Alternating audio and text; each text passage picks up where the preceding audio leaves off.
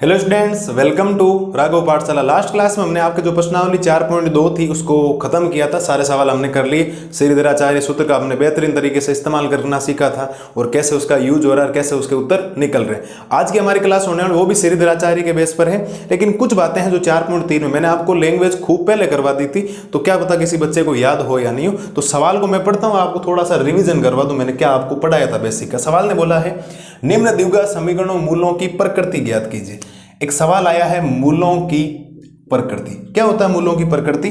मूलों की प्रकृति के लिए हम मान निकालते हैं बी स्क्वायर माइनस 4ac का।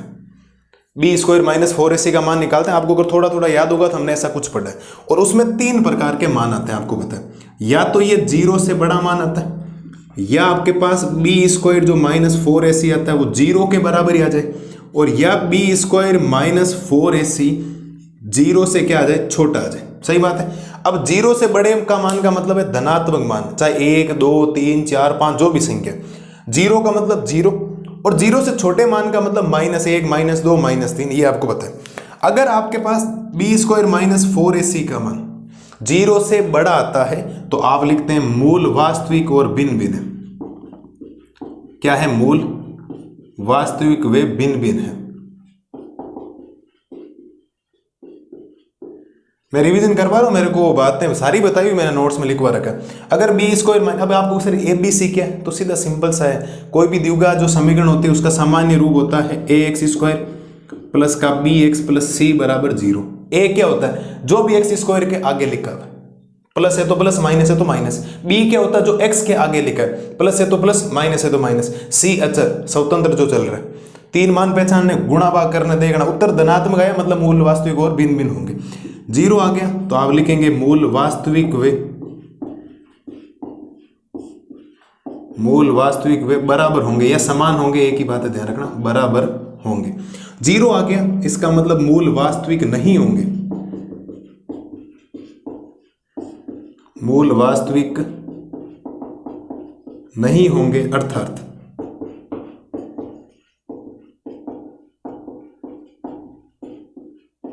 मूल काल्पनिक होंगे। और आपको मैंने बात बताई थी इसका सॉल्यूशन हम आगे निकालेंगे नहीं।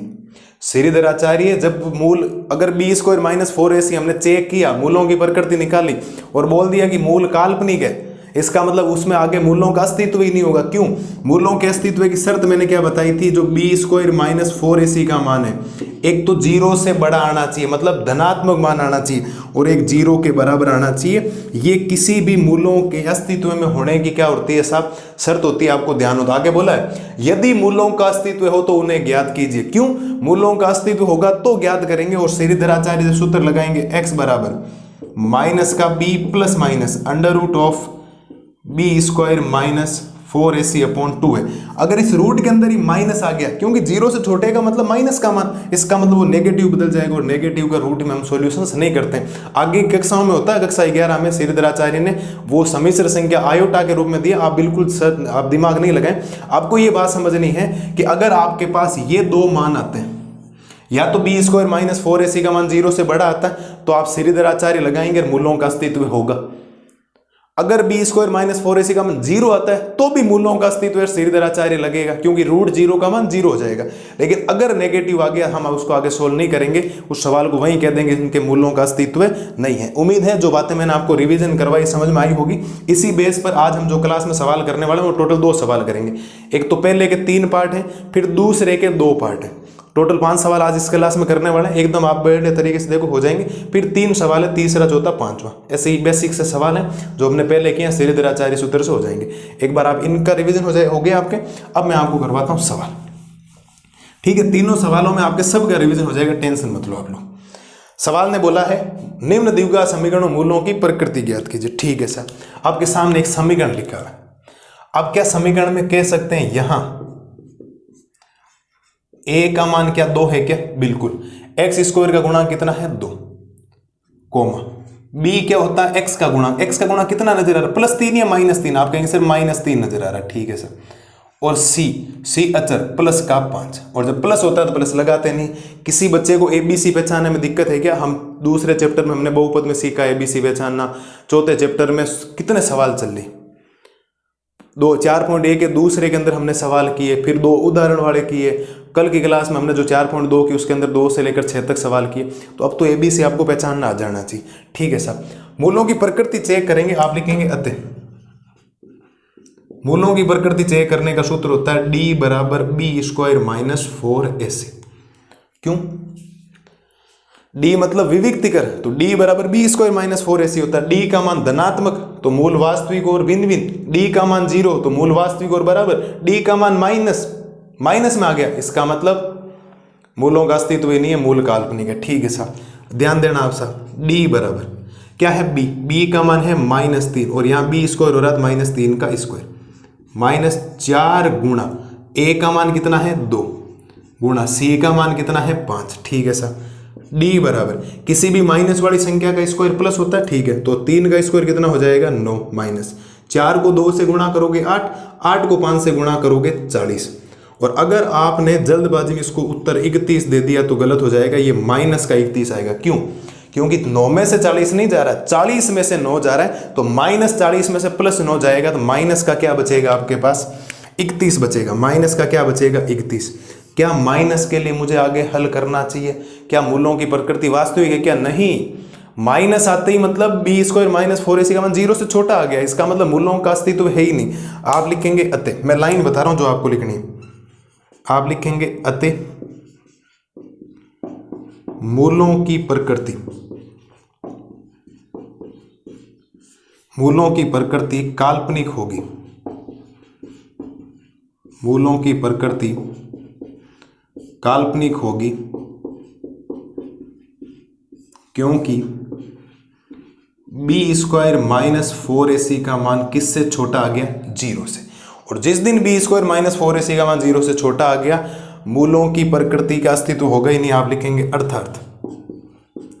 अर्थात मूलों का अस्तित्व नहीं है, अर्थात मूलों का अस्तित्व नहीं होगा, मूलों का अस्तित्व नहीं होगा। यह सवाल खत्म हो गया साहब। क्यों?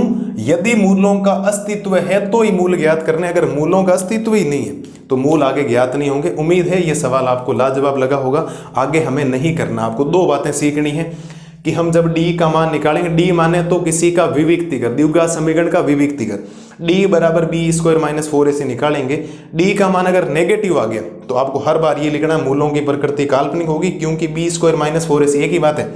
B² - 4AC 0 से छोटा या D छोटा, एक ही बात बराबर ही।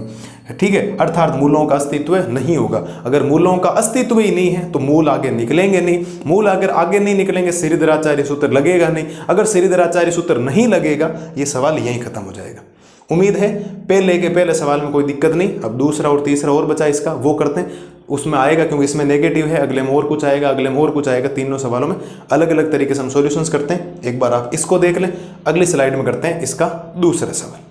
अब देखो करते हैं इसका दूसरा सवाल। दूसरे सवाल में आपको एक द्विघात समीकरण दे रखा है। पहले हम चेक करेंगे मूलों की प्रकृति क्या आती है, फिर श्रीधराचार्य लगेगा या नहीं लगेगा। लगता कब है? 0 के मान के लिए और धनात्मक मान के लिए। चलो साहब, क्या इस समीकरण से मैं ये कह सकता हूं, क्या यहां मैं लिख रहा हूं एक बार, A का मान 3, B का मान -4√3 और C का मान 4। क्या ख्याल है आप लोगों का? बोलो साहब। अरे सही बात है क्या? कैसे? A क्या होता है? x² का गुणांक, x² गुणांक कितना है 3। B क्या होता है? x का गुणांक, x का गुणांक इस बार है 4√3 और -7 में, और C हो गया अचर। अब आप चेक करेंगे अतः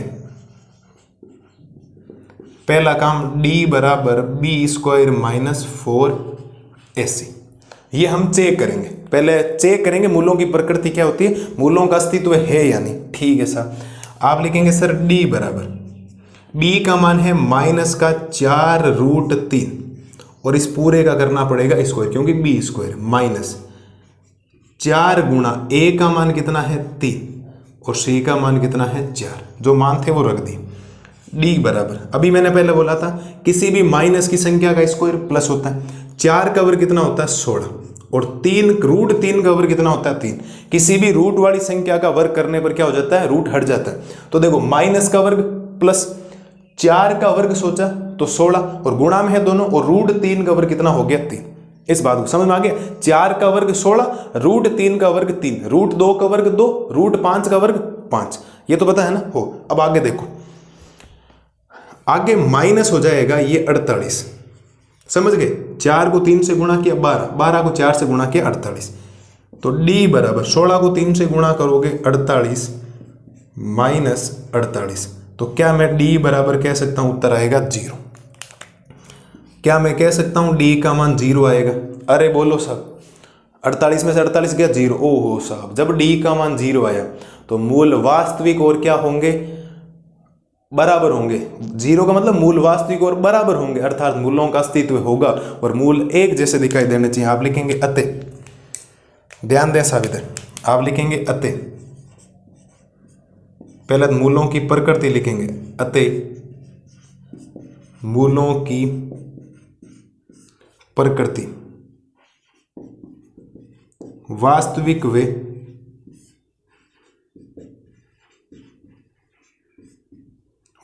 बराबर हो गया ना 0 के लिए, वास्तविक वे बराबर होगी, क्योंकि बी स्क्वायर माइनस 4ac का मान किसके बराबर आया साहब? 0 के। अर्थात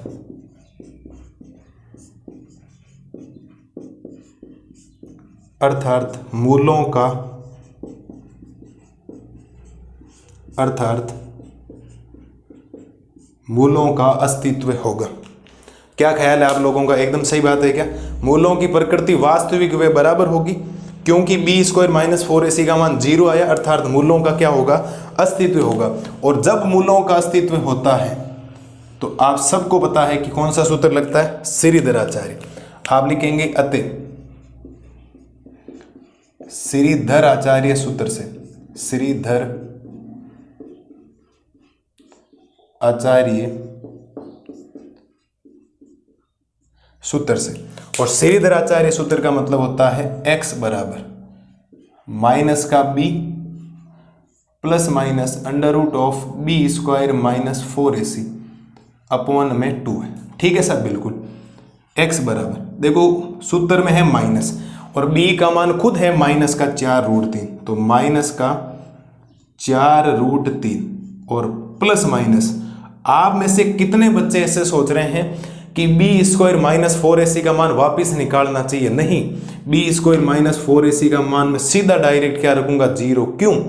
क्योंकि बी स्क्वायर माइनस 4ac को मैंने सोल्व किया और सोल्व करने पर मेरे मान कितना आया है? 0 है। तो मुझे क्या वापस सोल्व करना चाहिए? कोई कहने सर हम तो करेंगे, तो कोई दिक्कत नहीं, बढ़ाना तो 0 ही है, वैल्यू तो 0 ही बनेगी ना, तो फिर बार बार सॉल्यूशन करने से मतलब क्या होगा? तो बी स्क्वायर माइनस 4ac का मान आ गया आपके पास 0, मैंने सीधा डायरेक्ट 0 रख दिया, कैलकुलेशन करने की जरूरत नहीं। और 2 गुणा a का मान कितना है? 3। ठीक है साहब, आप लिखेंगे x बराबर माइनस माइनस तो प्लस हो जाएगा, प्लस का 4 root 3 plus minus under root 0 का मतलब 0 और बटा में कितना आ जाएगा? 6। मेरे को नहीं लगता यहां तक किसी को कोई समस्या है। आपको सिर्फ 0 को हटा दो, बाद में हटाएंगे, पहले कोई समस्या है क्या? कोई समस्या आपको नहीं होनी चाहिए। इसके बाद इस सवाल को यहां पर 2 भागों में बांटते हैं। एक भाग हम लेंगे धनात्मक चिन्ह का।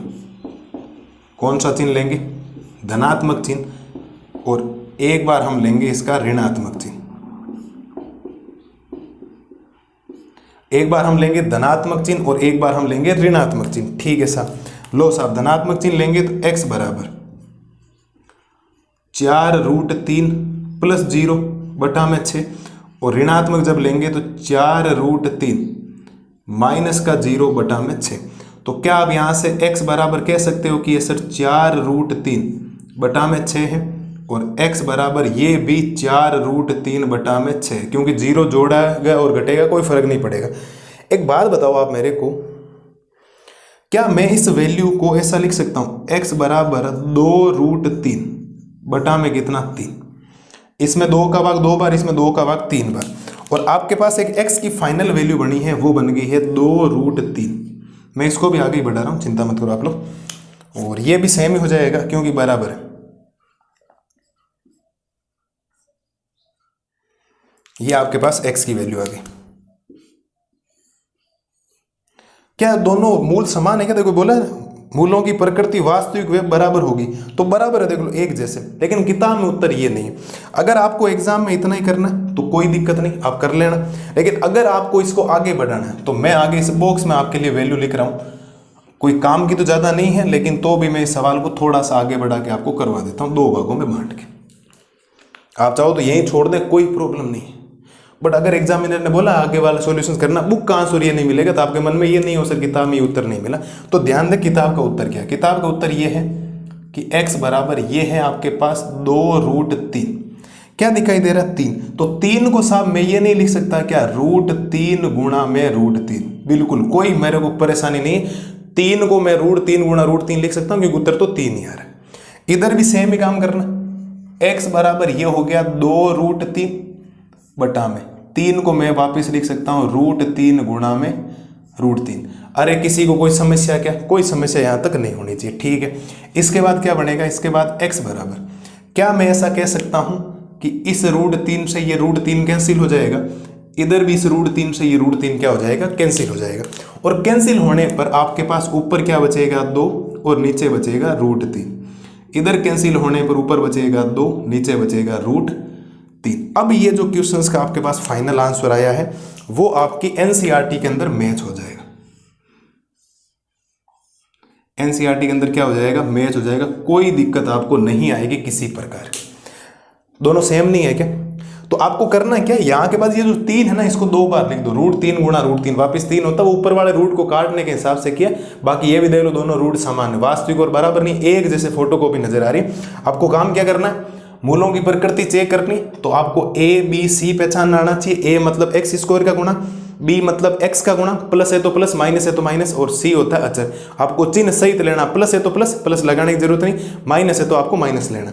अब जब प्रकृति चेक करनी, प्रकृति के लिए विविक्ति कर चेक करेंगे। विविक्ति कर d बराबर होता है b² - 4ac। कैलकुलेशन की d का मान आया 0, और जब b² - 4ac का मान 0 आता है तो आप लिखते हैं मूलों की प्रकृति वास्तविक के बराबर होगी, क्योंकि b² - 4ac का मान 0 आया, अर्थात मूलों का अस्तित्व होगा 0। और धनात्मक मान के लिए मूलों का अस्तित्व है, लेकिन ऋणात्मक मान के लिए मूलों का अस्तित्व नहीं। हमने पहले वाले सवाल को यहीं छोड़ दिया था, मूलों का अस्तित्व नहीं होगा। यहाँ आगे श्रीधराचार्य नहीं लगे, श्रीधराचार्य लगेगा 0 और धनात्मक मान के लिए। श्रीधराचार्य सूत्र लगा, ये लिखा, और माइनस का ये है, देखो माइनस सूत्र वाला, और b की वैल्यू खुद माइनस में, प्लस माइनस, मैंने सीधा b² - 4ac का मान 0 रख दिया। ये रहा साहब, देखो b² - 4ac को सोल्व किया, ये 0। आपको पता है मैंने इसको √d भी लिख सकता हूँ, मैंने आपको सूत्र में लिखवा रखा b² - 4ac विविक्ति कर होने के बाद ये √d भी आ सकता है। तो ये सीधा मान 0, आप कैलकुलेशन नहीं करें। एक बार धनात्मक चिन्ह, एक बार ऋणात्मक, तो 0 को जोड़ा तो कोई फर्क नहीं पड़ा, 0 को घटाया तो भी कोई फर्क नहीं पड़ा। ये 2 से कट गए, ये 2 बार कटेगा, ये 3 बार कटेगा, ये भी 2 बार, ये भी 3 बार, ये सेम उत्तर है। बट एनसीईआरटी का ये उत्तर नहीं। आप अगर एग्जाम में आपका दिमाग है कि मुझे यही छोड़ना चाहिए, आप छोड़ देना, लेकिन एनसीईआरटी के उत्तर मिलाने के लिए आगे का प्रोसेस मैंने ऊपर कर दिया। क्या किया?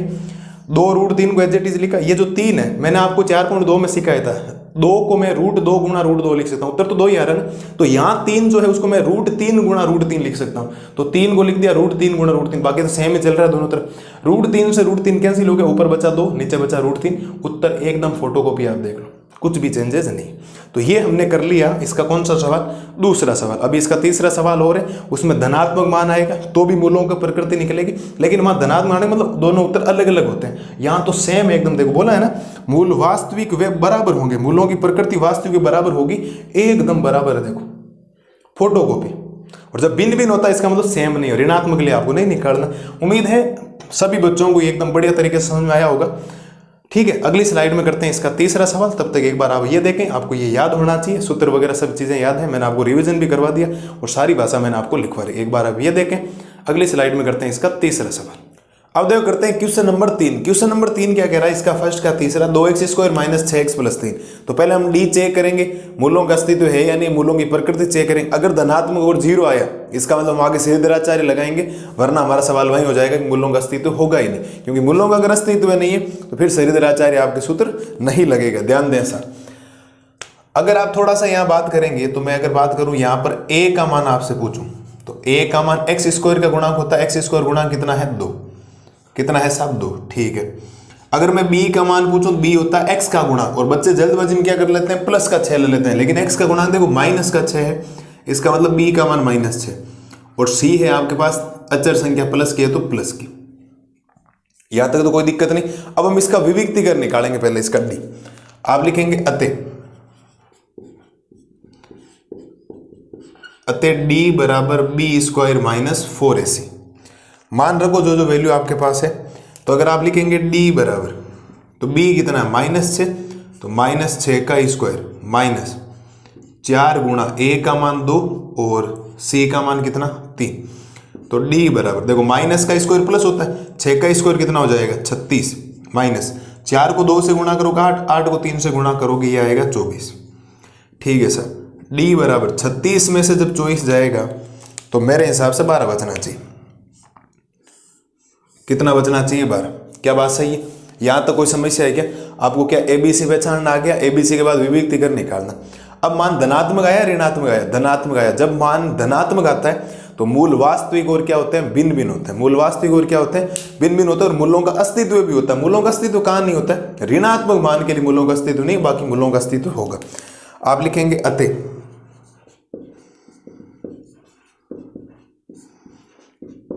मूल वास्तविक वे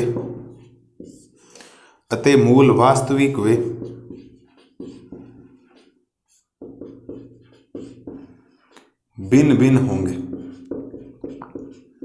अर्थात मूलों का अस्तित्व होगा, अर्थात मूलों का अस्तित्व होगा। मुझे नहीं लगता कि मेरे शेर और शेरनियों को यहां तक कोई बात दिक्कत लगी हो। मूलों का अस्तित्व है, मूल वास्तविक और क्या है? भिन्न भिन्न है। अगर आपके भिन्न भिन्न है तो आप लिखेंगे अतः श्रीधराचार्य सूत्र से। कौन सा सूत्र? अतः श्रीधर आचार्य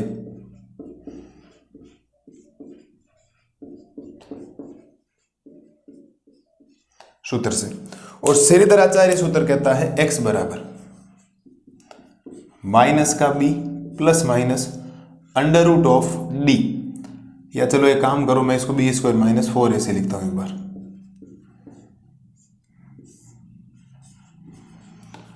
यही सूत्र होता है। ठीक है साहब, तो सूत्र लगाएंगे x बराबर, देखो माइनस में है, सूत्र में खुद में माइनस है और b का मान खुद माइनस का 6, कृपया करके यहां देख ला। देखो फिर प्लस माइनस, क्या अंडर रूट के अंदर मैं 12 कह दूं सीधा सीधा? और भाई बी स्क्वायर माइनस 4ac का मान आप ऑलरेडी निकाल चुके हो ना। बी स्क्वायर माइनस 4ac का मान कितना आया? 12। तो मैं सीधा डायरेक्ट 12 लिख रहा हूँ। वापिस निकालोगे तो भी आएगा, क्यों टाइम वेस्ट कर रहे हो? 2 गुणा ए का मान कितना आपके पास? 2 है। ठीक है सर, तो x बराबर आएगा माइनस माइनस तो प्लस हो गया, प्लस माइनस अंडर रूट के अंदर 12 बटा में कितना? 4, बटा में कितना हो गया? 4 हो गया।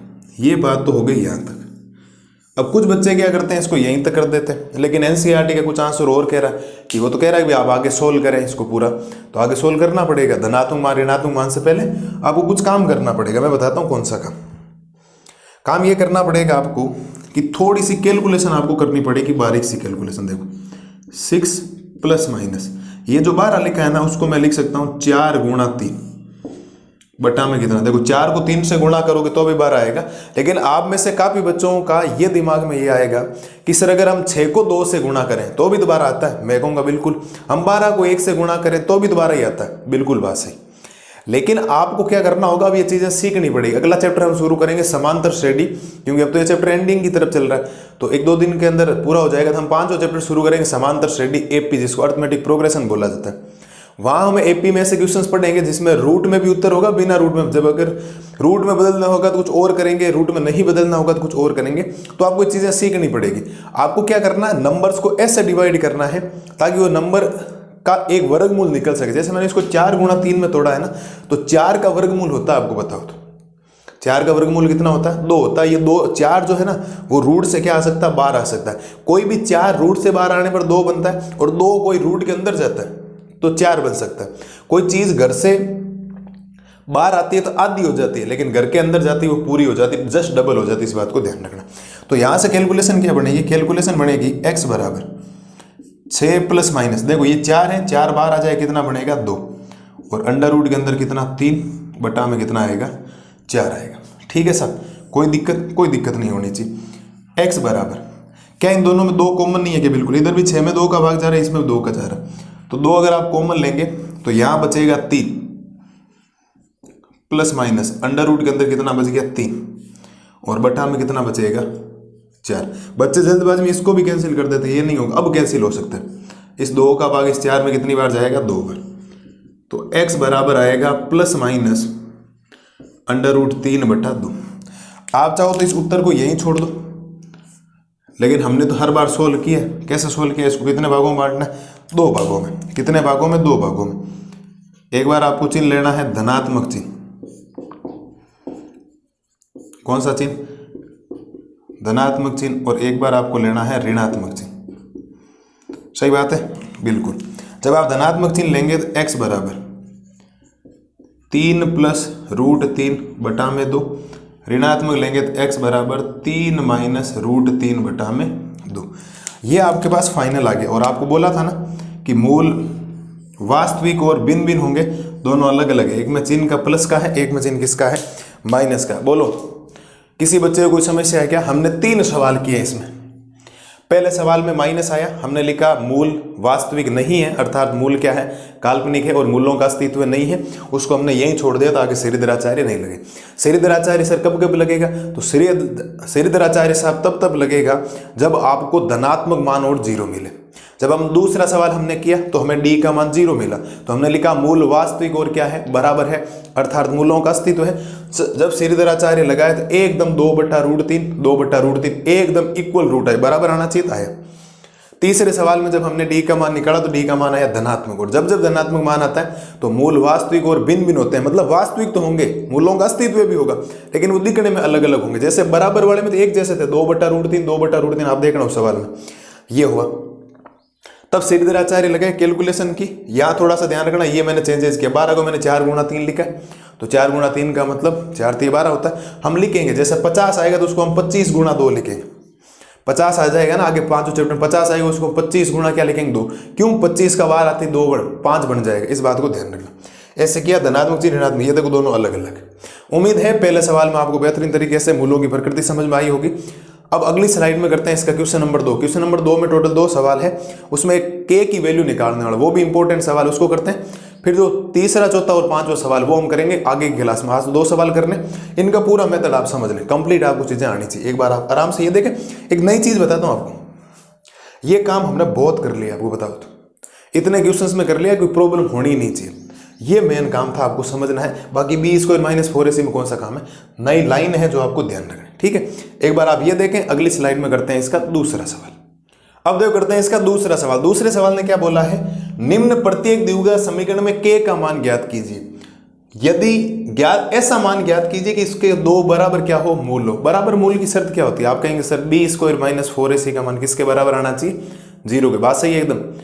कोई आपको 2 मूल बराबर का बोले तो आप यही तो कहेंगे कि b² - 4ac का मान किसके बराबर आना चाहिए 0 के बराबर आना चाहिए। वास्तविक बोलता और भिन्न भिन्न बोलता तो b² - 4ac का मान 0 से बड़ा आना चाहिए। ऋणात्मक आपको काल्पनिक वैसे भी नहीं बोलेगा। तो आपको क्या करना पड़ेगा, पहले यहां से आपको abc के मान ढूंढने पड़ेगा। आप ध्यान दें, सवाल एकदम नया सा सवाल आया। यहां a बराबर, a क्या होता है, आप कहेंगे सर x² का गुणा कितना, x² गुणा x² गुणा कितना है 2, x² आगे कितना लिखना है उतना उठा लो, ठीक है। कोमा b क्या होता है x का गुणा, x के गुणा में इस बार कितना दिखाई दे रहा है k दिखाई दे रहा है, और ये आपको ज्ञात करना। और c बराबर कितना है 3, ये हो गया। अच्छा, अब प्रश्न अनुसार आपको एक बात बोलेगी, गौर करें साहब। प्रश्न अनुसार क्या बोला गया,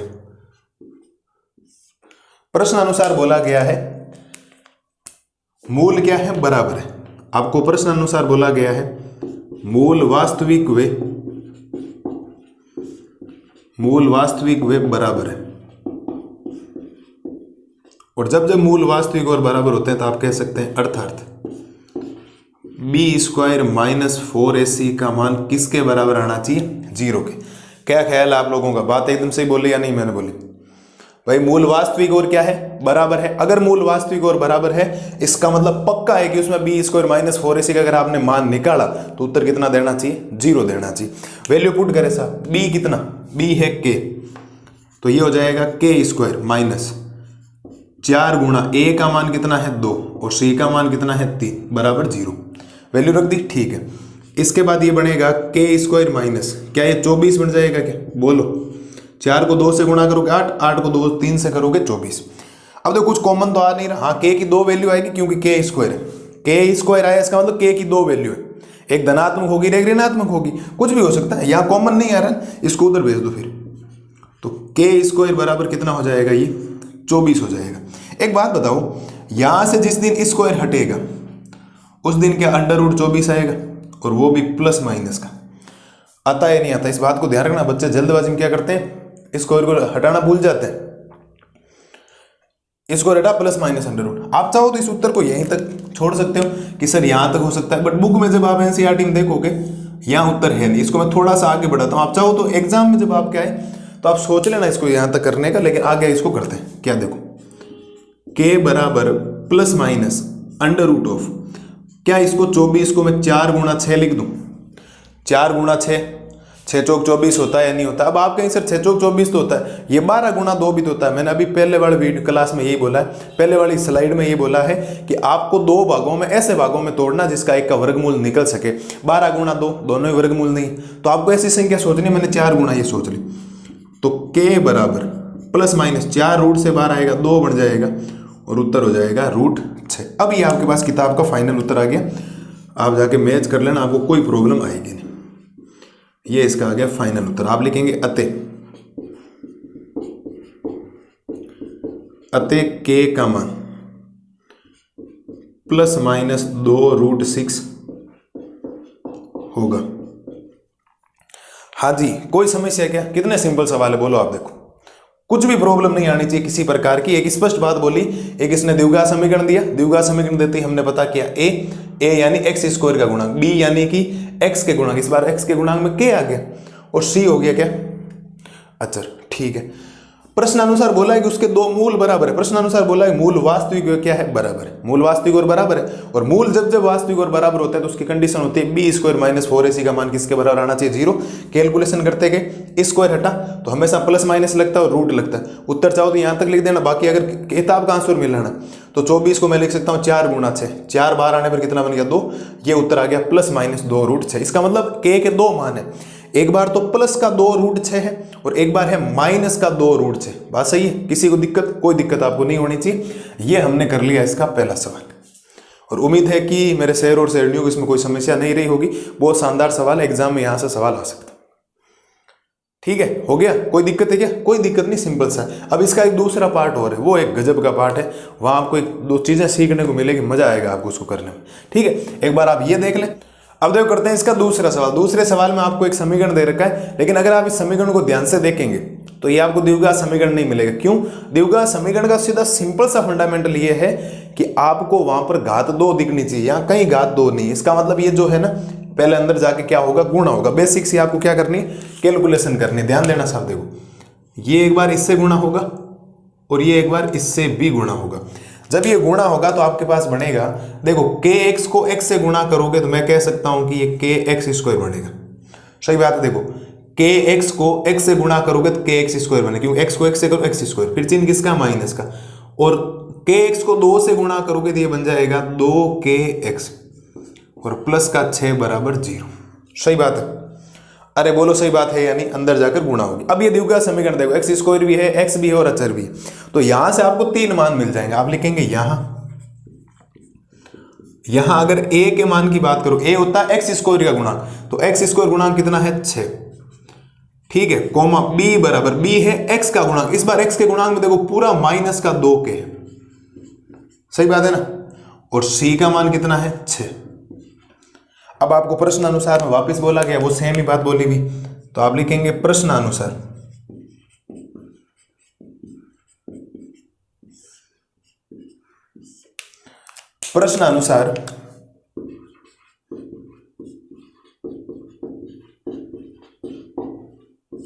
मूल वास्तविक व बराबर है।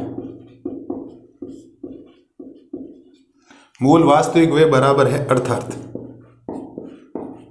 अगर ऐसी कंडीशन है तो मैं 100% कहने वाला हूं कि मेरे को रोकने वाला कोई नहीं है कि मैं कह सकता हूं कि b स्क्वायर माइनस 4ac किसके बराबर आना चाहिए, 0 के। अरे बात समझ में आई या नहीं? पहले हमने अंदर गुणा करवाया, ये बना a क्या, x स्क्वायर का गुणा कितना, k। इस बार b के x का जो गुणांक है वो इतना है। देखो ध्यान रखना, मैं देखो डॉट डॉट बना रहा हूं, ये देखो वो पूरा देखो माइनस का 2k और c का मान तो 6 हो गया। प्रश्न अनुसार मूल वास्तविक के बराबर है, अर्थात बी स्क्वायर माइनस 4ac का मान किसके बराबर आना चाहिए, 0 के। ध्यान दे सर, बी स्क्वायर, बी का मान है माइनस का 2k और इस पूरे का हो जाएगा होल स्क्वायर, माइनस का 4 गुणा ये है ए का मान भी है k और c का मान है 6 बराबर 0। देखो कोई भी माइनस वाले का स्क्वायर प्लस होता है, 2 का ओवर कितना होता है 4 और k का ओवर क्या हो जाता है k स्क्वायर माइनस 4 को 6 से गुणा करोगे तो ये बन जाएगा 24k बराबर 0। एक मैं आपको एक चीज बताता हूं, मैंने ज्यादातर अपनी क्लासों में देखा है, बच्चों की गलतियां देखी है। आपको एक ना बेसिक सा फंडामेंटल बताता हूं। क्या करते हैं बच्चे जल्दबाजी में क्या करते हैं, ऐसे लिखते हैं 4k स्क्वायर बराबर लिख देते हैं 24k। सही बात है, माइनस का 24 का उधर जाएगा प्लस का 24 और एक k से क्या कर देते हैं, k कैंसिल कर देते हैं और 4k यहाँ बचता है, इधर 24 बचता है और k का मान हो जाता है 24 बटा गुणा वाला कहाँ भेज देते हैं भाग में और k का मान लिख देते हैं 6। और ये किताब में उत्तर है केवल k का मान 6 ही है, लेकिन k के मान 2 आएंगे। क्यों, ये भी k स्क्वायर आया है। अब जब k स्क्वायर आता है ना, k अगर सिंगल बार आता है ना, आपको सर यहाँ है ना, लेकिन नहीं हाईएस्ट डिग्री देखनी, आप यहाँ पर देखो हाईएस्ट डिग्री है, x यहाँ पर भी एक है नहीं। द्विघात समीकरण कोई भी बहुपद की जब घात होती है तो आप देखते हैं कि उसकी हाईएस्ट डिग्री कितनी, तो k के कितने मान आएंगे 2। हाँ ऐसा हो सकता है कोई मान संभव हो और कोई मान संभव नहीं हो, इसके 2 मान है। k बराबर 6 एनसीईआरटी में, फिर आपको सर आप गलत क्यों कह रहे हो, गलत है, ऐसा गणित मैथमेटिक्स नहीं होती, आप ऐसे नहीं काट सकते। जब आपको ऐसा मिलता था द्विघात समीकरण बन गया। आप याद करो ये एक्चुअल में 2.2 के अंदर हमने सवाल किया था पहले में कुछ, ये 4u square minus plus 8u वाला जैसा है। ऐसी मैथमेटिक्स मत करना, ये गलत है, ध्यान रखना है ना। आज के बाद ऐसा काम कभी भी मत करना कि सीधा काट दिया और उत्तरमाला मैच कर ली, हाँ हो गया। अगर उत्तरमाला मैच करवानी होती ना, मैं करवा देता, कोई दिक्कत ही नहीं होती। यहाँ ध्यान दें, यहाँ क्या करना पड़ेगा आपको, 4k कॉमन लेना पड़ेगा। तो 4k कॉमन लोगे तो आपके पास बनेगा क्या, इस बात को ध्यान रखना। क्या बनेगा, देखो 4k कॉमन ले लिया तो यहाँ बचेगा k माइनस 4 का भाग 24 में कितनी बार जाएगा 6 बार और k तो ले लिया बराबर हो गया 0। और जब 2 गुणा में संख्या 0 के बराबर होती है तो 2 भागों में बढ़ जाती है।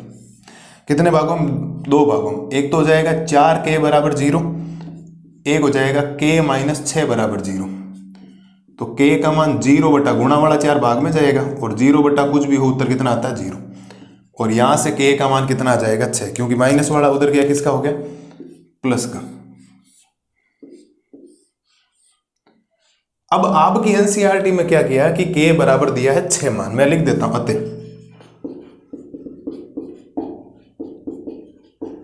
अतः k का मान 6 होगा। लेकिन आप अपनी ईमानदारी से सोचें, उत्तर तो ये है, तो ये उत्तर क्यों नहीं है, ये संभव नहीं है। क्यों संभव नहीं है, ये बात आप थोड़ा सा रीजन सोचें दिमाग में कि मुझे बताएं क्यों संभव नहीं। मैं लिख देता हूं ये मान संभव नहीं है।